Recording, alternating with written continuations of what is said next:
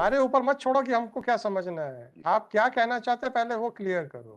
ये कहना चाहते हैं कि वकील होने के नाते वो सच बोले, या ये कहना चाहते हैं कि वकील होने के नाते झूठ बोले? आप कहते हैं चूंकि वो वकील हैं इसलिए वो अपने बहन का परिवार तोड़ना चाहते हैं। एक भाई को कानून का ज्ञान था तो पति को भी तो कानून का ज्ञान है। एक भाई मात्र एडवोकेट होने से अपनी बहन का परिवार खराब कर देता है? एक भाई खुद क्या है उससे पहले भाई है। पुलिस के पास ये डिसाइड करने का कि आपने अपराध किया है कि नहीं अपराध किया, सीआरपीसी में कहाँ अधिकार है सर? आपको मौका देके आपके ऊपर पूरा इन्वेस्टिगेशन करके फिर आप ये पुलिस डिसाइड करेगी ये कहाँ है, कौन सा कानून कह रहा है। आप कौन है सर? सागर आप बहस करना चाहेंगे? आप बहस करना चाहेंगे? वकील साहब को करना पड़ेगा। तो बैठो ना आराम से फिर। आप एडवोकेट हो तो क्या वो है तो एप्लीकेंट जी नहीं। आप बहस करना चाहते हैं तो हम आपसे बहस करवाएंगे, चिंता न करें। सॉरी मैडम, कोई बात नहीं जी। इसमें sir annexure document, annexure number 1 lordship, page क्रमांक 17। केस क्या है सर? इसमें इनकी अप्लीकेंट नंबर 1 की मैरिज हुई लॉर्डशिप 20/6/2021 को रेस्टोरेंट नंबर 1 के साथ लॉर्डशिप। इसके बाद ये साथ में नागपुर में रहे लॉर्डशिप दोनों, और कई बार वो नागपुर से लॉर्डशिप बिना बताए घर से भाग जाती थी लॉर्डशिप। इसकी हमने मिसिंग रिपोर्ट भी करी वहाँ पर लॉर्डशिप। अच्छा। इसके बाद इनके घर में जब फोन लगाया तो दूसरे दिन इनके भाई ने बताया कि हमारे घर में आ गई लॉर्डशिप। हाँ हाँ। और बीच में भाई भी लिवाने जाते थे लॉर्डशिप। भाई वहाँ एक कंप्लेन करके आए कि ये लोग परेशान करते हैं लॉर्डशिप। हाँ हाँ। इसके बाद उन्होंने माफीनामा भी वहाँ पेश किया कोर्ट सक्षम थाने में लॉर्डशिप कि मेरे भाई ने गलती करी है, मैं भाई के बहकावे में आ गई थी लॉर्डशिप, ऐसा कुछ भी नहीं है। हाँ हाँ। वहाँ पर रिपोर्ट बकायदा पुलिस वाले ने इंदराज भी करी लॉर्डशिप। हमने सेक्शन 9 भी वहाँ कोर्ट में लगाया, फैमिली कोर्ट में लॉर्डशिप नागपुर में, कि इनका बिहेव थोड़ा ठीक नहीं रहता है, इनको गाइड करके हमारे साथ अच्छे से जीवन यापन करें लॉर्डशिप। तो इन्होंने वहाँ भी कंडीशन पूरी डाली कि हम इनके साथ अच्छे से रहेंगे लॉर्डशिप। फैमिली कोर्ट ने भी ऑर्डर किया कि साथ में रहेंगे लॉर्डशिप। इसके बाद ये वर्तमान में लॉर्डशिप 26/2/24 को यहाँ एक रिपोर्ट 28/1/2024 को ये आई हैं लॉर्डशिप यहाँ अपने मायके। तो एक FIR लोड कर दी है कि ये दहेज मांगते हैं लॉर्डशिप, ये और इनकी फैमिली कार मांग रहे हैं लॉर्डशिप, और इस बात को लेकर परेशान कर रखे लॉर्डशिप। जबकि हम सेक्शन 9 भी लगा चुके थे लॉर्डशिप, इनकी मिसिंग रिपोर्ट भी हम कर चुके थे लॉर्डशिप। ये हमें और हमारी फैमिली को पूरा परेशान करने चाह रहे हैं लॉर्डशिप, इस बात की भी हमने कंप्लेन करी है लॉर्डशिप वहाँ पर। और हम जिस मैरिज में आए हुए थे लॉर्डशिप, इसकी फोटोग्राफ पेश करी है। उसी दिन की इन्होंने घटना बताई है कि ये इस मैरिज में शामिल हुए, हम भी शामिल हुए।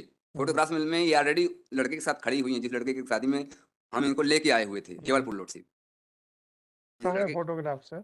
ये लॉर्डशिप एनेक्जर नंबर 15 लॉर्डशिप, 15 और 16 लॉर्डशिप। ये डांस भी कर रही हैं हमारे साथ लॉर्डशिप, एनेक्जर नंबर 15 में लॉर्डशिप।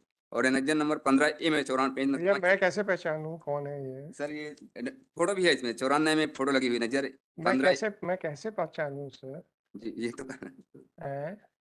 आप कहोगे पक्षकार से पूछ लो, तो मैं गवाही कैसे रिकॉर्ड करूं जी जी सर? वैसे हस्बैंड वाइफ अरे मेरे प्रश्न का तो बताओ। जी जी मैं गवाही कैसे रिकॉर्ड करूं? No no my lord, evidence का विषय है लॉर्डशिप। तो हाँ लॉर्डशिप तो बताएं सर। सर, तो इसमें हमारा निवेदन ये है कि जो इन्होंने जिस विवाह में हम आए हैं इनके घर भी गए हैं लॉर्डशिप, तो हमने कोई ऐसी डिमांड नहीं करी लॉर्डशिप, इन्होंने गलत ढंग से FIR दर्ज करवा दी है लॉर्डशिप। हाँ हाँ। क्योंकि इनके भाई भी वकील हैं लॉर्डशिप, अप्लीकेंट भी वकील है, और इनके जो ये जो भाई साहब वकील हैं इससे क्या कहना चाहते हो? इस पर लॉर्डशिप, क्योंकि पहले भाई नहीं अरे अरे, भाई नहीं पहले भी भाई ने झूठा बोला, अभी ये भी भाई झूठा बोल रहा लेजर है। नंबर 7 देखें अगर लॉर्डशिप, तो मेरे इन्होंने लिखा भाई जी लॉर्ड, बात करके छोड़ के वो अलग मत हुआ हम करो। फैमिली के साथ आज भी अच्छे से रहना चाह रहे हैं अरे लॉर्डशिप। आप बात को बोल के अलग मत हुआ करो। हमारे ऊपर मत छोड़ो कि हमको क्या समझना है। आप क्या कहना चाहते हैं पहले वो क्लियर करो। आपने कहा कि ये कंप्लेनेंट के भाई वकील हैं, पहले भी झूठी रिपोर्ट लिखाई, तो आप क्या कहना चाहते हो? ये वकील हैं कहने से क्या तात्पर्य है? इसमें ब्रदर हैं लॉर्डशिप, ये तो क्योंकि हाँ अभी तो भाई हैं तो ये सफिशिएंट है। जी लॉर्ड, सिर्फ वकील ही भाई होता है क्या? नहीं तो आप कहना क्या चाहते थे ये तो बताओ। हम क्या बोले और क्या समझे, क्या नहीं समझ में आया? बहकावे में आ गई लॉर्डशिप, भाई के बहकावे में आई मात्र लॉर्डशिप। हाँ तो भाई, मैं भाई के कंडक्ट के बारे में बात कर जी रहा हूँ। जी लॉर्डशिप। तो भाई साहब ने जो कि प्रैक्टिसिंग लॉयर हैं ऐसा क्या किया कि वो भाई कहावे में आ गई? तो ये भाई साहब की रिपोर्ट है भाई कि साहब आप पहले मुझे क्लियर तो करो, तब तो मैं आपके आर्गुमेंट समझूं ना। तो ये सर आप कहना क्या अपनी चाहते? अपनी बहन को लेने गए थे नागपुर लॉर्डशिप। मेरे भाई तो वो वकील हैं, ये शब्द से आपका क्या तात्पर्य है? सर मैं थोड़ा ये अच्छा, बताना चाह ये कहना चाहते ये हैं- लॉ के बारे में जानते हैं ये कि कहना- लड़कियों को कितने ये कहना एक्ट चाहते दिए हैं हैं लॉर्डशिप और किस एक्ट से क्या गवर्न होना चाहिए लॉर्डशिप। ये कहना चाहते हैं कि वकील होने के नाते वो सच बोले, या ये कहना चाहते हैं कि वकील होने के नाते झूठ बोले? बस ये अब अभी एक्ट तो मैं समझूंगा ना। सर एक्ट जो बने हुए हैं जिस गाइडलाइन के बने हुए हैं उसका उपयोग करना जानते हैं लॉर्डशिप, ये मेरा निवेदन है। हाँ, जी लॉर्डशिप। चूंकि उनको कानून पता है जी इसलिए वो अपने बहन का परिवार तोड़ने को तैयार है, जी ऐसा कहना चाहते हो? एक बहन का आज के परिप्रेक्ष्य में भारतीय समाज में उसके खुशहाल जीवन कहाँ व्यतीत होता है, मायके में कि ससुराल में? ससुराल में सर उसको ससुराल में। आप कहते हैं चूंकि वो वकील हैं इसलिए वो अपने बहन का परिवार तोड़ना चाहते हैं, समझाने का मात्र इस कारण से क्योंकि उनको ज्ञान है कानून का, राइट? अब आपने जो वहां पे लिखवाया अपनी पत्नी से, तो आप भी तो वकील हैं, तो अगर वकीलों को कानून का ज्ञान है इसलिए वो अपना डिफेंस तैयार कर रहे थे, तो ऐसा यही ओपिनियन आपके बारे में क्यों ना फॉर्म जी कर लिया जाए?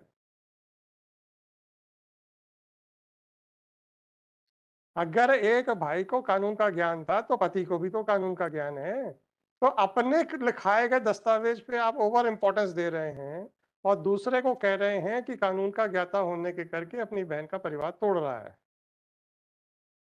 आप भी तो कानून के ज्ञाता हैं, जी। आपको भी तो मालूम है क्या लिखाने से आप बच जाएंगे। अब बोलिए सर। तो इसमें सर हमने काफी प्रयास किए लॉर्डशिप, कई आपने प्रयास हमारे किए? हमारे प्रयास ऑन रिकॉर्ड है लॉर्डशिप कि हमने कितने इनके मामा लोगों को भी बुलाया लॉर्डशिप, इन्होंने लिखित में मामा लोगों ने भी दिया कि आज की बात कोई गलती नहीं करेगी, तुम्हारे साथ अच्छे से रहेगी लॉर्डशिप। हमने पूरा प्रयास किया लॉर्डशिप, हाँ, इन्होंने कोई ऐसा नहीं किया कि कभी भी हमको एक लेटर डालें कि हम आपके साथ आना चाहते हैं, हमसे गलती हो गई है, हम मायके में नहीं रहेंगे और मायके में आपके माँ बाप हमको लेने आए तो हम यहाँ भी मिसबिहेव नहीं करेंगे लॉर्डशिप, ऐसा कोई भी लेटर नहीं डाला। जबकि हम उससे क्या फोन में ये गवाही का विषय है कि जी 482 का विषय? नहीं, एविडेंस का विषय ऑन रिकॉर्ड लॉर्डशिप। फिर- जी लॉर्डशिप। इसमें इन्होंने फैमिली कोर्ट के समक्ष लॉर्डशिप चौरसिया जी, आपका कुछ कमेंट आया था विजय? आपका कुछ कमेंट आया था इनकी कुछ बहस के दौरान? मैं ये पीछे बोल रहा था कि सब कुछ बोल रहे हैं, सुन तो लो, नीचे मुंडी करके क्यों बहस करते जा रहे हैं? Sorry sir, my Lord. नहीं, वो एडवोकेट रिलेटेड बात पे कमेंट आया था। नहीं, वो उस पे हम लोग नहीं, तो आपका क्या कहना है कि जो हम लोग जो आपने बोला ना बाद में कि अगर वो ब्रदर, अगर उसका रिस्पॉन्डेंट भाई अगर ब्रदर है तो एप्लीकेंट भी एडवोकेट है, दोनों है, तो दोनों ला समझते, दोनों अपने अपने हिसाब से रिपोर्ट लिखाएंगे, जी जी अपना अपना डिफेंस तैयार नहीं, करेंगे। एक दूसरी बात, एक भाई मात्र एडवोकेट होने से अपनी बहन का परिवार खराब कर देता है?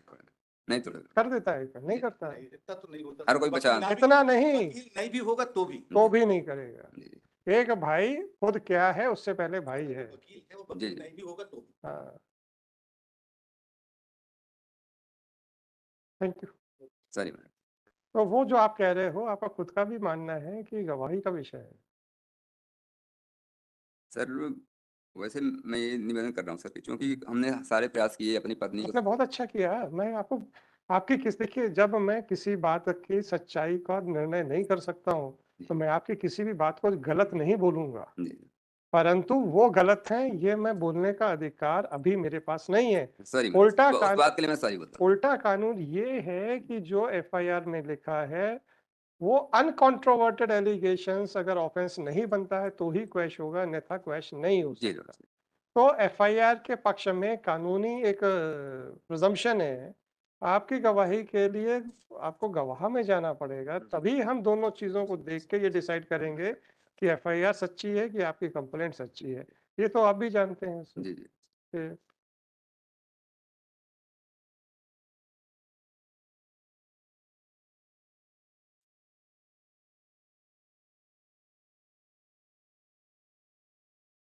Anything else sir? Annexure 9 annexure 6 lordship, page क्रमांक 76 लॉर्डशिप, जो हमने फैमिली कोर्ट के समक्ष एक आवेदन पत्र दिया था लॉर्डशिप, 20/6/2021 को हमारा पहले का ही गया हुआ लॉर्डशिप आवेदन, बकायदा प्रक्रिया लॉर्डशिप। बिल्कुल ठीक है ना सर, आप भी तो कानून के ज्ञाता है ना। जी जी बोले वो थाने पहुंचे उससे पहले खुद पहुंच जाओ, फिर और क्या करोगे उसको? नहीं, हम तो कोर्ट की शरण में भी गए लॉर्डशिप। हाँ हाँ, आप अरे आप तो रोज ही जाते हो, तो दरखास्त लगा दोगे, क्या होगा उसमें?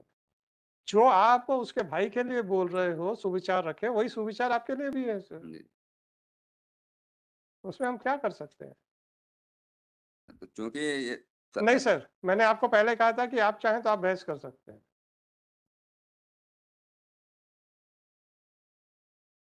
हम पक्षकार को बहस करने से रोक नहीं सकते, परंतु हम ये कहते हैं कि ये पीसमेल में नहीं होगी, आप एडवोकेट को डिस्चार्ज कर दीजिए, आप बहस कीजिए। आपसे मैंने कहा था कि बहस करना आप कीजिए। आपने मना कर दिया था। जी, और सर? तो इसमें सर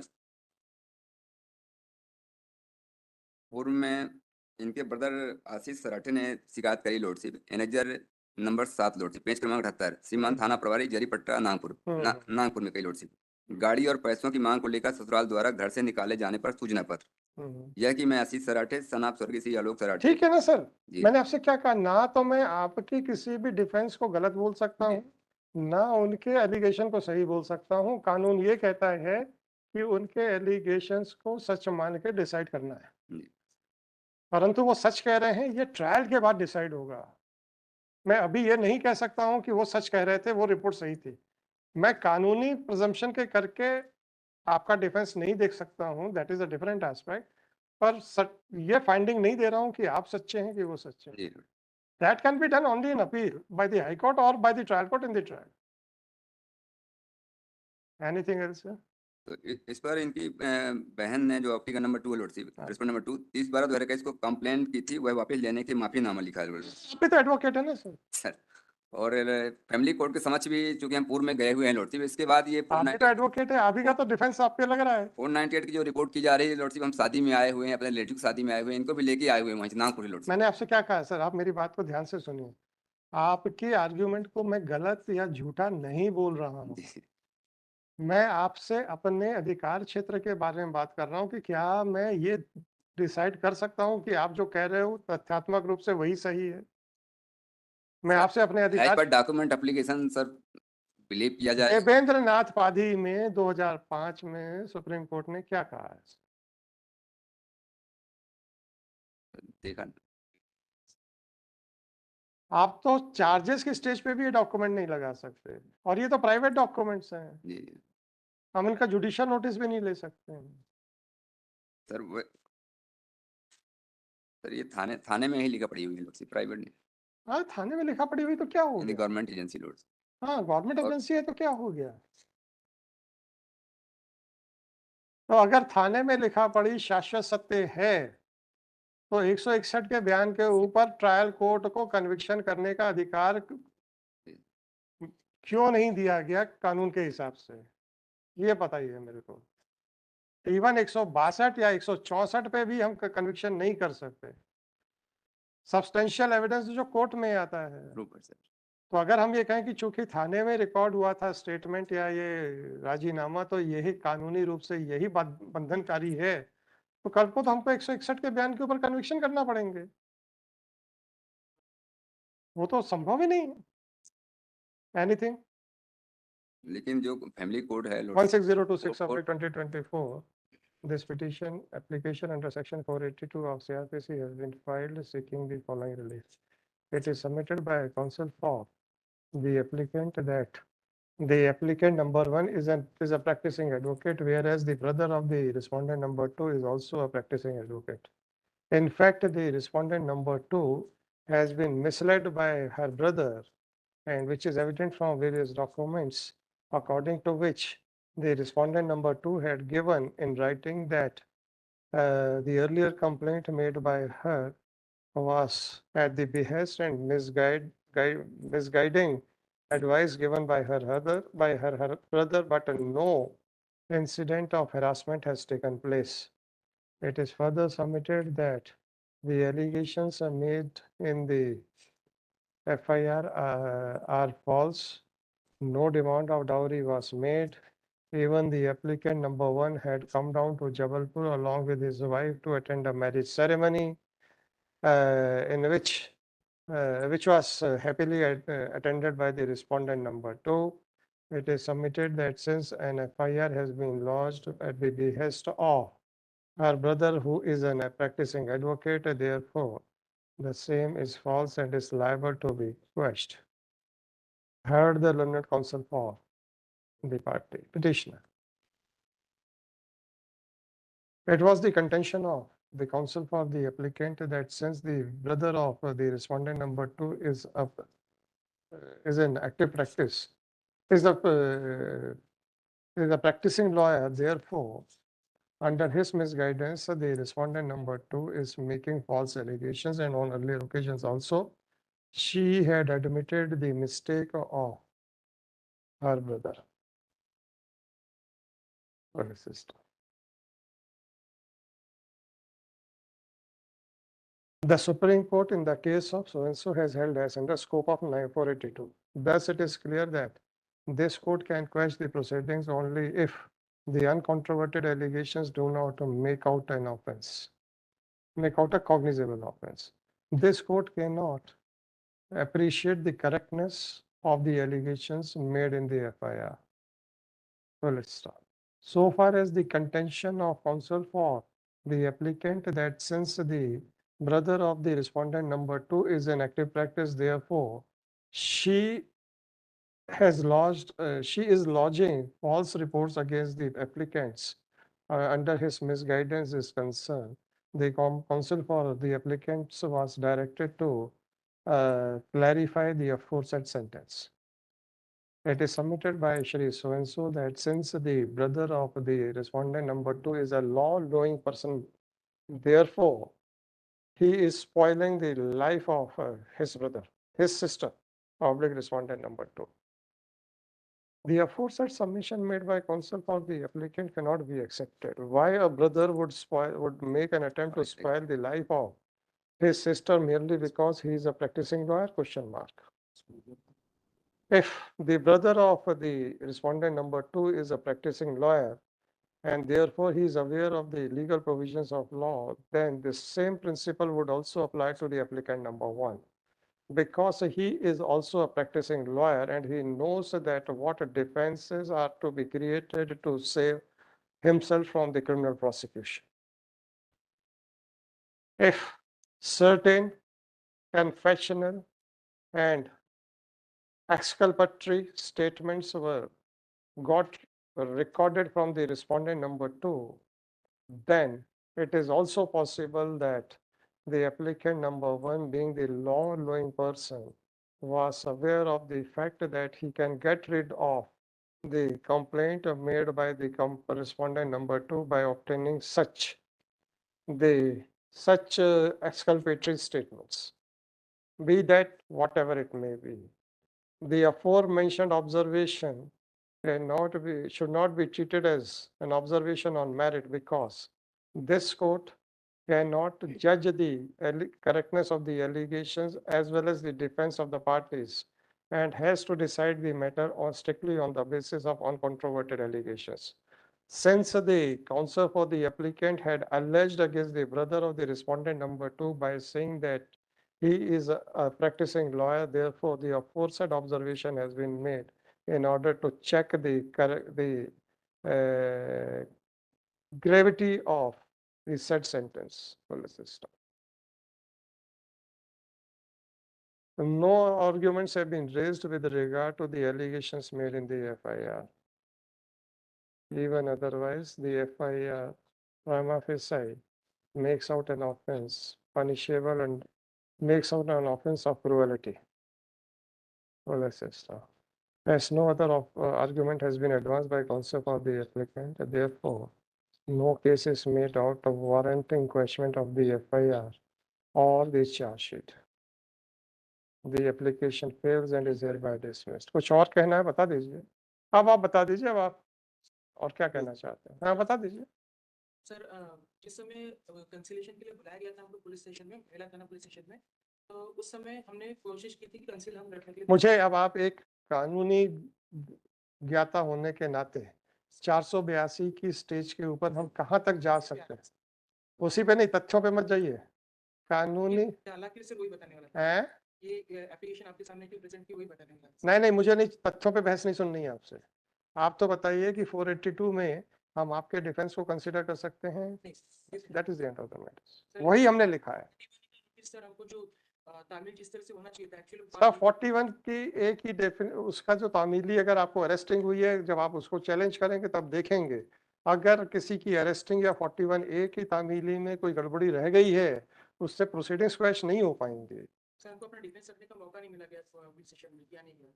पुलिस के पास ये डिसाइड करने का कि आपने अपराध किया है कि नहीं अपराध किया, सीआरपीसी में कहाँ अधिकार है सर? 41 में हमको मौका देना चाहिए। आप अरे कानून बताइए मेरे को सर, क्या अभियुक्त को, जिसके या किस व्यक्ति को, अभियुक्त नहीं कहूंगा, सस्पेक्ट को मौका देने का 41A में है अधिकार? कर्तव्य कहाँ है पुलिस का? उसको नोटिस देंगे, गिरफ्तार नहीं करेंगे, ये है। आपको मौका देके आपके ऊपर पूरा इन्वेस्टिगेशन करके फिर आप ये पुलिस डिसाइड करेगी ये कहाँ है, कौन सा कानून कह रहा है। ट्रायल कोर्ट में रख सकते हो उसके बाद, तो ट्रायल कोर्ट में विचार वो चीज है। उल्टा मैं आपको 4-5 जजमेंट बता सकता हूँ।